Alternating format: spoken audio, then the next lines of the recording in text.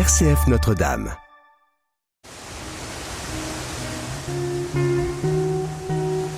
Escapade en Champagne.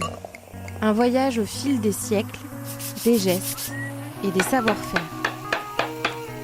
Christopher Fausten.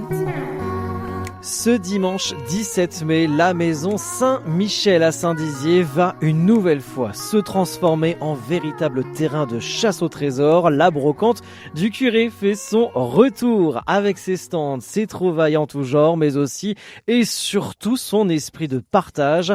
Un rendez-vous devenu incontournable, à la fois convivial et solidaire, porté par toute une paroisse mobilisée. Bonjour Yannick Gerber. Bonjour monsieur, merci de me recevoir sur votre antenne. Avec grand plaisir, membre bénévole de la paroisse Saint-Dizier. La brocante du curé donc revient ce 17 mai du côté de Saint-Dizier. En quoi cet événement est devenu un rendez-vous incontournable pour la paroisse locale et les habitants ? Écoutez, ce rendez-vous est devenu effectivement maintenant incontournable parce que nous l'organisons depuis plusieurs années, en règle générale sur la même période. Ça varie, ou c'est sur mai ou c'est sur juin.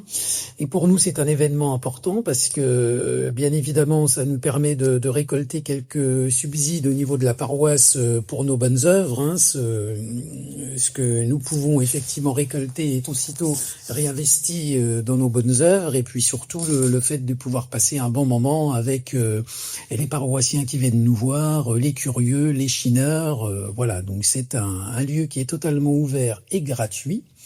Et donc, comme vous l'avez dit, le dimanche 17 mai, avec une amplitude horaire relativement intéressante, puisque nous ouvrons de 9h non-stop jusqu'à 17h30. Alors, c'est important parce que c'est un lieu qui est quasiment totalement clos de murs, sur un terrain qui fait presque 2500 mètres carrés. Et avec la mobilisation des bénévoles et des habitants, on sent un vrai esprit de communauté depuis plusieurs années. Yannick Gerber, on vient d'expliquer un petit peu comment s'organisait cette brocante, mais qu'est-ce qu'elle dit de la vie paroissiale aujourd'hui, cette brocante ? Eh bien, elle dit pas mal de choses. Elle dit en particulier ce sentiment de solidarité. Alors, je ne dis pas qu'on ne l'avait plus, mais on retrouve vraiment un engouement. Alors, on retrouve déjà un engouement certain depuis une année ou deux au niveau de la fréquentation de nos églises, et donc par ricochet bien évidemment au niveau de la paroisse. On est sur une paroisse qui est très dynamique parce que nous avons la chance d'avoir des prêtres qui sont jeunes et qui sont par ricochet dynamiques, et du coup ça entraîne tout un mouvement, et ces paroissiens sont contents de se retrouver ensemble et puis de travailler pour la solidarité. Voilà, et on passe vraiment un très bon moment tous ensemble. Alors, un très bon moment bien évidemment à l'instant T le dimanche, mais c'est un gros barnum, ça demande vraiment une grosse préparation. C'est plusieurs heures, plusieurs jours en amont, puisque bien évidemment il faut qu'on récolte tous les dons des paroissiens, et ça se fait sur 6 créneaux horaires différents sur 6 semaines.